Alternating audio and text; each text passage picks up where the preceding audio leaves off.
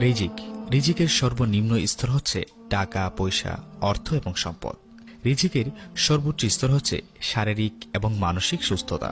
রিজিকের সর্বোত্তম স্তর হচ্ছে পূর্ণবান স্ত্রী এবং পরিশুদ্ধ নেক সন্তান। এবং রিজিকের পরিপূর্ণ স্তর হচ্ছে মহান আল্লাহর সন্তুষ্টি। রিজিক খুব গভীর একটি বিষয়, যদি আমরা তা বুঝতে পারি। আমি পুরো জীবনে কত টাকা আয় করব সেটা লিখিত, কে আমার জীবন সঙ্গিনী হবে সেটা লিখিত, কবে কোথায় মারা যাব সেটাও লিখিত, এবং কতটা খাবার ও পানীয় গ্রহণ করব তাও লিখিত বা নির্দিষ্ট। আশ্চর্যের ব্যাপার হচ্ছে আমি কতগুলো দানা বা ভাত দুনিয়াতে খেয়ে তারপর মারা যাব সেটা লিখিত। একটি দানাও কম না এবং একটিও বেশি না। ধরুন এটা লিখিত যে আমি সারা জীবনে 1 কোটি টাকা আয় করব। এই সিদ্ধান্ত আল্লাহ তাআলা নিয়েছেন, কিন্তু আমি হালাল উপায়ে আয় করব না হারাম উপায়ে আয় করব সেই সিদ্ধান্ত একান্তই আমার।